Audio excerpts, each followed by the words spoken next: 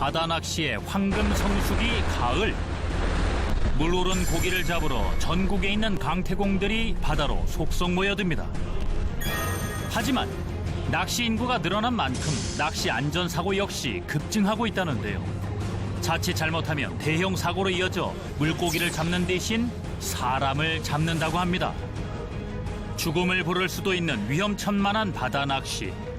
푸른 빛이 감도는 아름다운 바다 뒤에 감춰진 검은 그림자. 낚시 안전 문화에 적신호가 켜졌습니다.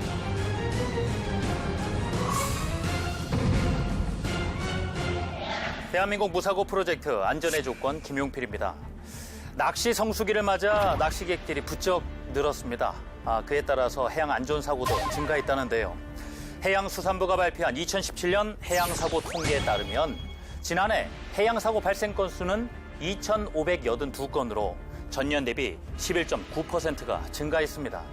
2017년에 발생한 해양사고로 사망하거나 실종된 사람 수 역시 전년보다 무려 22.9%가 증가했을 정도로 심각한 상황입니다.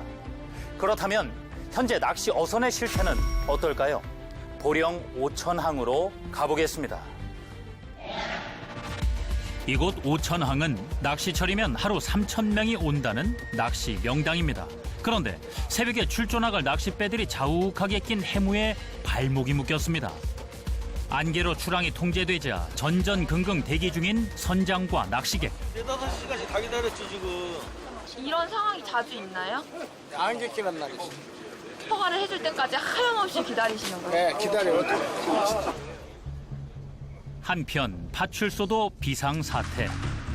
낚시객들의 안전을 위해 만전을 기합니다. 해무가 많이 껴가지고 해상 시정이 안 좋은 상황이었습니다. 그래서 시야로 저희가 육안으로 봤을 때 1km 이내면 저희가 출항 통제를 하게 돼 있어요. 드디어 4시간의 기다림 끝에 항구를 뒤덮고 있던 안개가 걷혔습니다. 파출소 안은 사람들로 북적북적 시장을 방불케 합니다. 출입항 허가를 받고 빨리 출조를 나가기 위해 다들 부지런히 움직이는데요. 사고 같은 게 발생했을 때 어느 분이 타고 계신가 최대 승선 인원이라는 게 있는데 더 초과해서 뭐 승선을 하는지 안전상 더 승선하면 안 되거든요. 짜릿한 손맛을 위해 출항하는 낚싯배들. 더 좋은 포인트를 선점하기 위해 일사불란하게 움직이는데요. 요즘 죽구미와 갑오징어가 제철이라 배에 올라타기 무섭게 한 마리라도 더 잡으려고 다들 분주합니다. 한편 파출소 안도 바쁘긴 마찬가지. 선박의 위치를 실시간으로 점검하는 도중 심각한 상황이 포착됐습니다.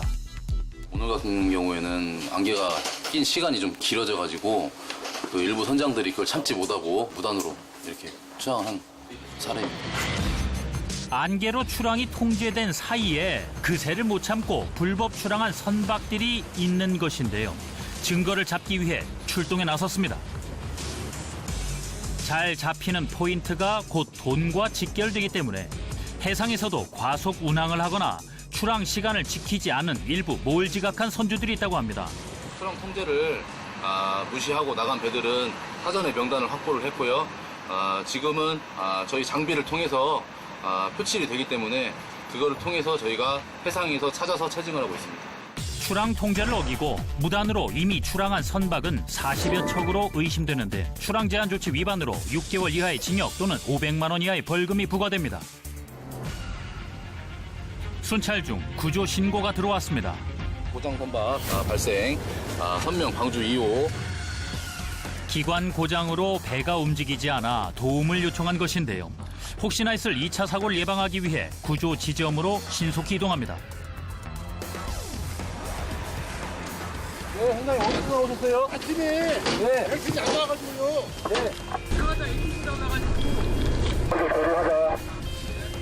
보통 기관 고장의 주된 원인은 선박 기관의 정비 불량과 관리 소홀이라고 합니다. 해안을 확인해 보니 승선한 낚시객들이 생각보다 꽤 많이 계셨는데요. 놀라셨겠어요. 갑자기 배가 약간 좀 서운했죠. 물이라서 제가 배를 많이 안 타서 그게 좀 무서웠어요. 낚시 어선 사고 중 절반 이상이 기관 고장, 운항 전 사전 점검은 필수입니다. 낚시 어선 사고 유형을 살펴보면 기관 고장과 추진기 장애 말고도 전복, 침몰, 좌초, 화재, 충돌 등이 있습니다. 날이 갈수록 늘어나는 해양 안전 사고들. 기관 고장 다음으로 많은 사고 유형은 충돌 사고입니다. 보통 충돌 사고는 과속 운항 혹은 안개로 인해 시야가 확보되지 않거나 항구의 좁은 수로로 입출항할 때 접촉 사고가 나는데요. 선박끼리의 충돌이라 인명 피해뿐 아니라 재산 피해도 큽니다. 그러니 적정 속도를 지키면서 안전 운항으로 예방하시기 바랍니다.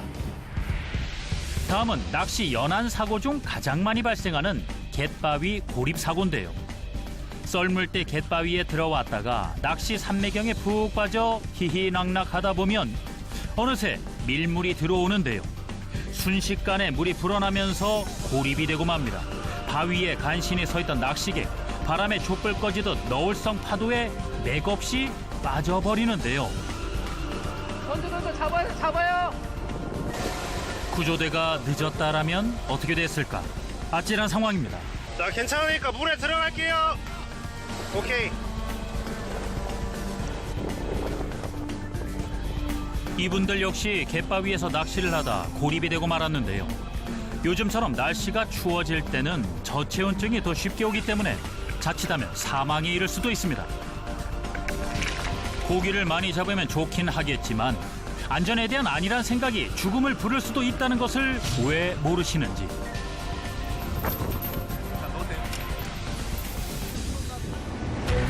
앞에서는 밀물로 인한 고립 사고를 봤는데요. 의외로 썰물 때도 사고가 일어난다는 것 혹시 아십니까? 물이 빠지면서 모래나 뻘에 배가 얹혀 발생되는 좌주 사고인데요. 보통 무리한 운항을 하다가 발생되니 선박 안전 확보에 각별한 주의가 필요합니다. 다음은 낚시 사고 중 갯바위 고립만큼이나 위험한 테트라포드에서의 추락 사고가 있는데요. 아파트 3, 4층 높이에서 떨어지며 구조물에 여러 차례 부딪힐 수 있기 때문에 최소 중상, 심할 경우 사망에 이를 수 있습니다.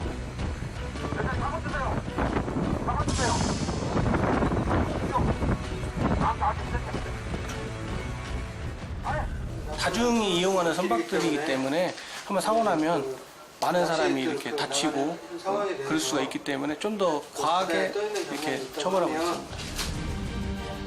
바다 낚시를 즐기는 것도 충분히 좋지만 지금 낚시 어선이나 낚시객들에겐 사고에 대한 경각심이 절실한 시점입니다.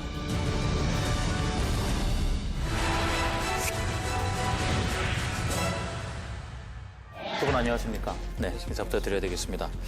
두 분 소개부터 간단하게 들어봐야 되겠습니다. 먼저 저는 해양경찰 교육원 거기서 파출소 업무 담당 교수로 작년에 발령받아서 2년째 근무하고 있습니다. 네.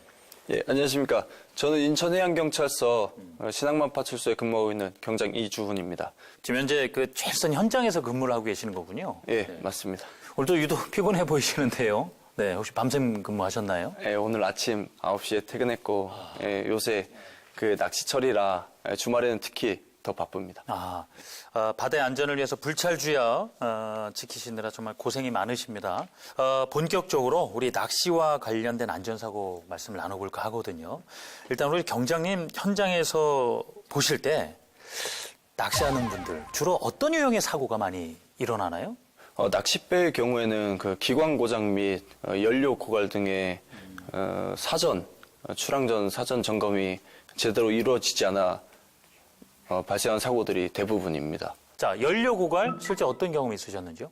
예, 지난 4월 그 팔미도 인근 해상에서 발생한 사고였는데 레저보트가 사전 점검을 제대로 시행하지 않아서 연료가 고갈되어 그 시동이 꺼진 상황이었습니다.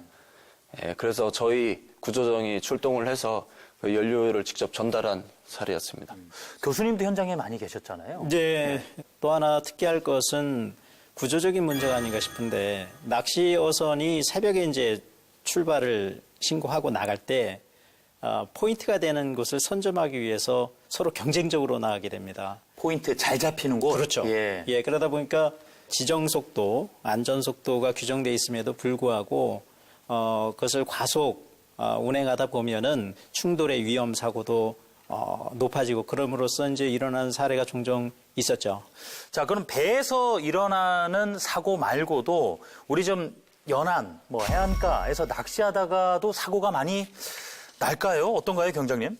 네, 맞습니다. 그 갯바위나 방파제, 그 테트라포드 등 그 육상에서 낚시를 하다가 추락 및 실족하는 사고도 있고, 그리고 급변하는 날씨나 물때 등을 미리 인지하지 못해서 발생한 사고, 또한 음주나 구명장비 미착용 등 안전 불감으로 인한 사고 등이 있습니다.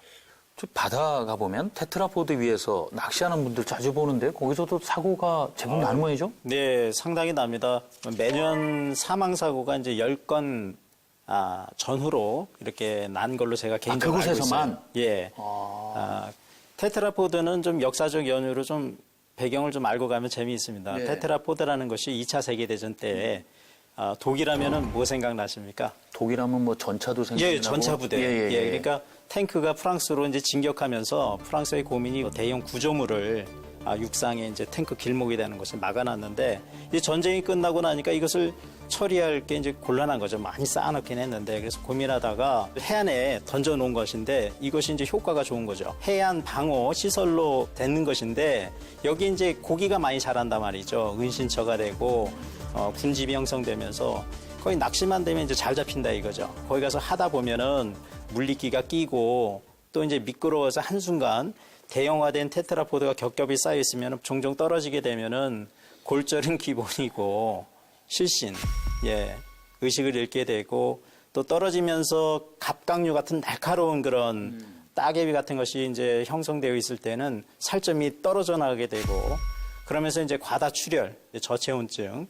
그래서 거의 이 의식을 잃습니다. 살려주세요 하고 밑에서 한들 이 밖으로 인지하기엔 상당히 어려워요. 테트라포드를 때리는 그 파도 소리도 얼마나 크겠습니까? 묻혀버리겠군요. 그렇죠. 묻혀버리겠고 소리를 친다 하더라도 잘 안 들리기 때문에 보통 이제 실종 건으로 이제 이렇게 신고되는 경우도 있고 실제 작년 10월경에 그 인천 송도에서 발생한 사건이었는데 거기 매립지 공사 현장에서 실족사가 발생했었습니다. 공사 현장이다 보니까 통제가 됐음에도 불구하고 낚시객 일행 3명이 펜스를 무단으로 침입해 방파제에서 낚시를 하다가 1명이 실족된 죽은 상황입니다. 자, 이 연안 안전사고 이야기를 하고 있는데 지금 들어보니까 뭐 추락, 실족, 그러면서 뭐 익사 뭐 이렇게 얘기했는데 그 외에 어떤 유형들이 또 있을까요, 경장님? 예, 그 서해 조차가 크다는 것은 많은 사람들도 알고 있을 텐데요. 밀물썰물이요. 예. 실제로 조석 간만의 차로 인한 그 고립자 사고가 빈번히 발생하는데요. 영종도의 그 실미도나 선녀바위 등 그 간조 시에 물이 빠져서 육로가 많이 형성되는 경우가 있거든요. 그때는 무심코 그 안쪽으로 들어가서 낚시를 즐기다가 그 미리 그 물이 들어오는 것을 감지하지 못해서 인지하지 못해서 거기에 고립돼 저희한테 신고하는 경우가 좀 대다수 발생하더라고요. 뭐 구명조끼를 들고 들어갔겠습니까? 뭐가 있겠습니까, 정말? 맞습니다. 그 만약에 물때 못 맞춰서 고립이 됐다, 얼마나 위험할 수 있는 건가요? 상당히 심각합니다. 예. 대표적인 게 이제 2013년 공주 사대부고 학생들이 사망한 사건인데요. 고등학생들이요? 예. 어쩌다가요? 예, 이제 마지막 날에 이제 극기 체험을 하기 위해서 이제 들어갔다가 이제 갯골에 이제 빠지게 되고 때마침 이제 밀물이 이제 물이 들어오면서 이제 나가지 못하고 사망한 사건이었는데요. 갯골에 빠진다라는 건 어떤 의미인가요? 서해 이제 갯벌을 보면은 이렇게 물길처럼 이게 골이 파져 있는 데가 있습니다. 갯벌 사이사이. 그렇죠. 예. 그런데 이제 발이 빠지게 되면 박히게 되기도 하고 또 물이 이제 쑥 들어가게 돼서 몸이 이제 수영을 못 하시는 분들은 바로 이제 거기서 나오기가 좀 힘든 상황이죠. 그것을 계기로 연안 체험 활동 규모가 되면 그 운영자는 신고를 해서 해양경찰 안전관리를 받게끔 신고 제도가 강화됐고요. 해양경찰도 각종 그 순찰들 강화하고 안전관리 시설물 이런 것들을 강화하는 이런 법 제도화가 잘 되어 있습니다. 지금 낚시와 관련된 해양에서의 안전 지켜야 될 부분 말씀을 계속 나누고 있는데요. 과연 우리 시민 의식은 어디까지 와 있을까요? 저희가 바다에서의 단속 현장을 동행해 봤습니다. 함께 보시죠. 요즘은 낚시 성수기라 하루 24시간이 모자랄 정도로 눈코 뜰 새 없이 바쁜 해양경찰. 아침 일찍부터 어디를 가시는 걸까요? 가을철 성수기 때는 일제 단속을 통해서 안전사고 예방 및 해양 교통질서 확립을 위해서 일제 단속을 실시하고 있습니다. 해양 안전사고를 막으려면 계도와 단속은 필수인데요. 낚시객들이 많이 몰리는 시기라 안전에 더 신경을 쓴다고 합니다. 과연 육상이 아닌 해상은 어떤 단속들이 이루어질까요? 잠시 검문 검색 좀 실시할 테니 협조해 주시기 바라겠습니다. 하던 낚시를 멈추고 다들 검문에 협조하는데요. 낚싯배에 대한 의무사항을 한번 확인해 보겠습니다. 낚시어선 신고필증 같은 거를 선내에 항상 부착하게 돼 있어요. 게시를 하게 돼 있어요. 게시하게 돼 있어가지고. 만약 신고 확인증이 없을 시에는 100만 원 이하의 과태료 부과. 다음은 승선 인원과 명단을 일일이 대조하는데요. 만약 정원 초과 시 1년 이하의 징역 또는 1,000만 원 이하의 벌금, 액수가 상당합니다. 다음은 선박에서 음주를 했는지 단속을 실시한 결과 푸 하고 세게 불어주십시오. 육지보다 더욱 엄격한 기준이 적용되기 때문에 단 한 잔의 술도 안 된다고 합니다. 이상 없습니다. 감사합니다. 하지만 모든 선박이 안전의 조건을 지키는 것은 아니라는데요. 측정하겠습니다. 자, 손 부탁드리겠습니다. 불러주십시오. 더. 현재 A모드 음주 측정 실시 결과 0.39. 측정 결과 혈중 알코올 농도 0.039, 과태료 100만 원입니다. 측정 결과 0.039로 측정. 넘실거리는 파도에 몸을 맡긴 채 짜릿한 손맛에 취하다 보면 절로 생각나는 술 한 잔. 하지만 음주 운항은 이제 형사처벌 대상입니다. 다른 배의 상황은 어떨까요? 술 같아 보이지만 함부로 의심할 수는 없는 노릇. 안 했습니다. 얼마나 되는가. 선장님 결국 음주 측정을 실시하기로 했습니다. 그만할 때까지 불러주시면 됩니다. 한번 해보이소. 자, 술을 안 마셨다는 선장님. 하지만 자 선장님. 단속 기준을 훨씬 웃도는 수치가 나왔습니다. 선장님이 지금 0.165가 나왔습니다. 수치가. 확인하시고 수치 0.165가 나왔죠. 1.5가 나올 태이 없는데요. 지금 불었다 아닙니까? 자, 아니 내가 모르지만은 가짜 이거 가짜. 자, 가짜 아이가. 0.165가 나왔습니다. 맞죠? 5톤 이상 선박에 대해서 행동으로 음주 운항으로 긴급 체포를 하겠습니다. 음주 운항을 하다 적발되면 단순 과태료가 아닌 3년 이하의 징역 또는 3천만 원 이하의 벌금형에 처해집니다. 그리고 낚시객들이 쉽게 간과하는 것이 있는데요. 어디서 출항하셨어요? 바로 구명조끼입니다. 미착용 시 100만 원 이하의 과태료가 부과됩니다. 해상에서는 한번 사고가 나면 다중이 이용하는 선박이기 때문에 굉장히 큰 사고로 이어질 수 있습니다. 그래가지고 과태료를 좀 더 과하게 다 매기는 것 같습니다. 사실 그 넓은 바다에 떠 있는 배들을 갖다가 일일이 단속을 할 수 없는 일인데 의외로 저렇게 적발되는 분들이 많이 계시군요. 어떠세요? 제일 어려운 점이 뭘까요? 낚싯배 그 출항 전에 현장 점검을 하고 그리고 사전 안전 교육을 실시하는데도 불구하고 나중에 출항을 하고 나서 구명조끼 미착용 등 그런 상황이 발생했을 때 거기서 뭐 막무가내로 자기는 한 번만 봐달라, 자기는 몰랐다 이런 식으로 하면 저 입장에서는 좀 난처합니다. 오히려 뭐 적반하장식으로 나오는 경우도 많이 있었나요? 얼마 전에 그 구명조끼 미착용으로 단속을 했습니다. 근데 그 자리에서는 저희한테 반발 없다가 과태료가 부과가 된 상태에서 나중에 그 과태료 그 금액을 알고 나서 저희한테 다시 전화가 오더라고요. 뭐라고 하시던가요? 금액이 너무 비싸다. 자기는 생각지도 못한 금액이었다고 그런 식으로 좀 당황을 하시더라고요. 얼마였죠? 구명조끼 미착용인 경우는 승객의 경우는 100만 원 이하의 과태료고 사업자가 교육을 실시 안 하거나 그걸 제재하지 않았으면 사업자는 과태료 300만 원. 야, 저희가 도로상에서도 자동차에서 안전벨트 안 맸다고 해서 그 정도 과태료가 부과되지는 않거든요. 선상에서는 그만큼 더 까다롭고 엄격하게 된다라는 것을 이분께 좀 아셨으면 좋겠습니다. 솔직히 5만 원, 10만 원 돈인 줄 알았다고. 그래서 흔쾌히 진술서도 작성을 해줬는데 이렇게 큰 금액인지 몰랐다고. 네. 그렇게 다시 저희 파출소로 전화가 오더라고요. 낚시어선은 이제 원래부터 무겁게 형사 입건돼서 처벌됩니다. 형사 절차를 거쳐서 최후 판결을 걸쳐서 형벌로서 이제 되는 거죠. 그러니까 전과가 남기 때문에 국민께서는 그것을 대응하려면 이제 피곤하신 거죠. 혹시 낚시객들이 음주 말고도 또 기억해야 될 안전수칙 뭐가 있을까요? 가장 기본적인 것이 구명조끼 착용이죠. 아하. 예, 의무적으로 착용을 하셔야 합니다. 저도 봤습니다만은 그냥 뭐 멋스럽게 조끼 입듯이 앞에다 열어두시고 그냥 걸치고만 있는 이런 분도 봤고 사실 그러면 제 기능을 할 수 있긴 있나요? 아니요. 그렇게 하면 예. 제 기능을 당연히 못하겠죠. 자, 그럼 구명조끼를 직접 제가 좀 준비를 해놨으니까요. 착용법을 좀 알려주시겠습니까? 예, 알겠습니다. 제가요? 예. 도와주셔야 될 것 같습니다. 이걸 열고 예. 우선 착용을 하기 전에 네. 이 안쪽에 확인을 해보시면 착용 가능 체중이 나와 있습니다. 한 100kg 이하. 체중이 많이 나가는 분은 그에 맞는 또 구명조끼를 예, 입어야 된다라는 맞습니다. 거죠. 더 부력이 더 있는 구명조끼를 착용하셔야 됩니다. 네, 알겠습니다. 예. 전 뭐 100kg 안 나갑니다. 예, 안 나가십니까? 입을 수가 있다는 거죠? 예. 입었습니다. 착용을 하시고 보통 이 앞을 채우잖아요. 예, 맞습니다. 예. 앞을 채워서. 근데 뭔가 빠진 것 같지 않습니까? 뭐가 빠졌을까요? 뭐가 빠졌을까요?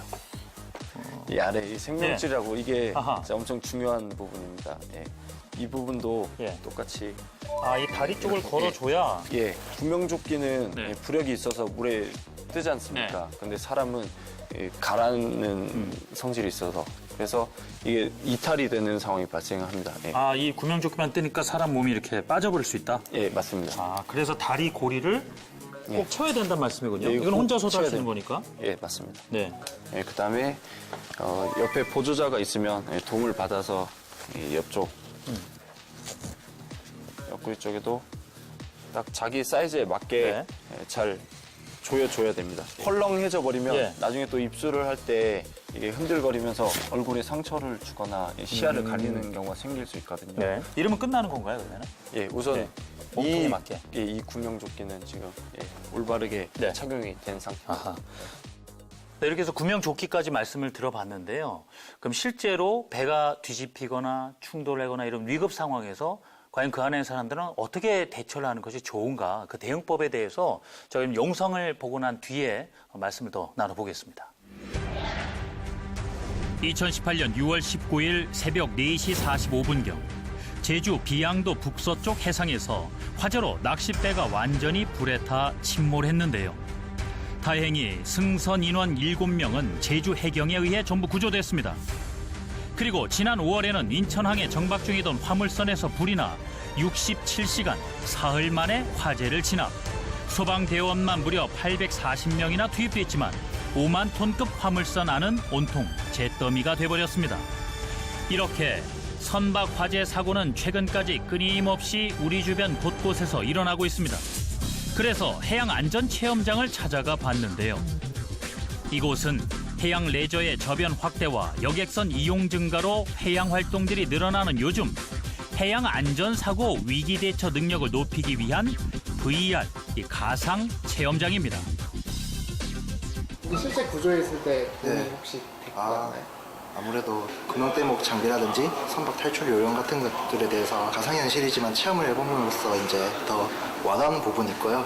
이제 자기가 스스로 체험할 수 있다 보니까 이제 이런 교육에 대해서 선호도가 높은 경향이 있습니다. 구명조끼는 반드시 갑판으로 나와서 입으셔야 합니다.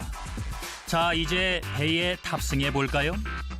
실제로 배 안에서 화재가 발생하면 화재가 발생하였습니다. 화재가 발생했어. 큰 소리로 불이야! 하고 외쳐줘. 불이야! 배가 기울고 흔들릴 수 있는데요. 이럴 때는 당황하지 말고 침착하게 구명조끼 보관함에서 구명조끼를 꺼내셔야 합니다. 여기가 자원까지 수그려서 이동해야 해. 코와 입을 막고 연기가 나는 반대쪽 비상 탈출로를 따라 신속히 이동하시고 비상 소집 장소로 가자. 배 위 비상 소집 장소에 도착했다면 지시에 따라 주시면 됩니다. 구명대목으로 탈출하시기 바랍니다. 실제 여객선 같은 대형 선박에는 배 양쪽에 구명뗏목이 있으니 구명뗏목을 바다에 던져 줄을 당겨 펼쳐주시고 구명뗏목이 완성되면 사다리를 이용해 내려간 후 뗏목에 오르면 됩니다. 바다에 입수하는 것이 쉽지 않지만 구명조끼가 있으니 너무 걱정하실 필요는 없겠죠. 그래도 실제로 위급 상황이 닥치면 대부분 패닉이 와서 우왕좌왕 할 수 있기 때문에 만약을 대비해 구명뗏목 매뉴얼은 반드시 익혀두셔야 좋답니다. 구명뗏목은 줄을 당겨 수동으로 고무보트를 팽창시켜 부풀리는 원리인데요. 여객선에 구명뗏목이 있는지 잘 모르시는 분들을 위해 설명해드리겠습니다. 먼저 선박에 구명뗏목 연결 줄이 있는지 확인한 후에 안전핀을 뽑아주시면 됩니다. 그런 다음 T레버를 몸쪽으로 당기면 구명뗏목이 바다에 떨어집니다. 구명뗏목이 펼쳐질 때까지 연결 줄을 잡아당기면 구명뗏목 완성. 마지막으로 구명뗏목에 있는 칼을 이용해 선박과 연결된 줄을 잘라낸 후 사고 선박에서 이탈하면 됩니다. 위기 상황 발생 시 유용한 정보가 될 겁니다. 학생들이 와서 몸으로 배우고 직접 체험하고 그런 걸 옆에서 보고 있으면 되게 관심도 많고 수업 이제 교육에 집중하는 몰입도도 상당히 높더라고요. 그 학생이 3학년 때 받고 또 반복적으로 또 4학년 때 받고 또 반복 5학년, 6학년 받다 보면 그런 해양 안전 그런 문화 의식 자체가 체화되지 않을까라는 또 그런 또 기대도 해보고 있습니다. VR 체험을 통해서 좀 대처법, 선박 탈출법 배워보고 왔는데요. 이 조난 시에 이런 부분은 꼭 알아둬야 된다. 왜 또 생명과 직결된 부분이 있잖아요. 교수님부터 말씀 들어볼까요? 이제 해양에 와서 활동을 하시게 될 때 필히 갖춰야 할 것이 이제 통신 수단인데 그 이유는 본인이 조난을 당했을 때 빨리 구조기관에 본인의 위치를 빨리 주는 것이 급선무입니다. 그렇기 때문에 이제 스마트폰들을 많이 쓰실 텐데요. 스마트폰에 요즘 좋은 어플들이 많이 이제 등장하고 있습니다. 대표적인 것이 이제 해로드라고, 이 해로드 어플의 특징은 본인이 조난을 당했을 때 버튼 한 번으로 조난의 위치를 구조기관에 신속하게 전달하는 기능이 있습니다. 그래서 배를 타고 나가실 때는 필히 갖춰놓으면 좋겠군요. 예, 날씨, 물때, 그다음에 비상시에 본인의 위치를 알릴 수 있는 이런 어플들 거의 필수적이라고 봐집니다. 마지막으로 우리 좀 바다를 찾아서 즐기시는 분들에게 꼭 이 말씀은 드리고 싶다. 소중한 해양 자원, 삶의 터전이 되고 있는 마지막 보루입니다. 해양은. 그래서 이 점 꼭 좀 유념해 주셔서 깨끗한 바다 후손에게 꼭 물려줄 수 있도록 우리 다 함께 노력했으면 좋겠습니다. 낚싯배업자나 그 낚시꾼 스스로 안전수칙 관련 사항들을 철저히 이행해서 그 안전한 낚시 문화가 정착되고 해양사고가 없는 대한민국이 되길 간절히 바랍니다. 자, 이 숨가쁘게 돌아가는 일상 속에서 그 와중에 낚싯대 하나 딱 품고 바다로 나가서 들이우고 있다가 물고기 올라오면 또 얼마나 기분이 좋습니까? 다만 안전하고 즐겁게 계시다가 돌아오셔야 되겠죠? 사랑하는 사람과 함께 소중한 추억도 함께 낚으시길 바랍니다. 자, 두 분 오늘 수고 많으셨습니다. 말씀 고맙습니다. 감사합니다.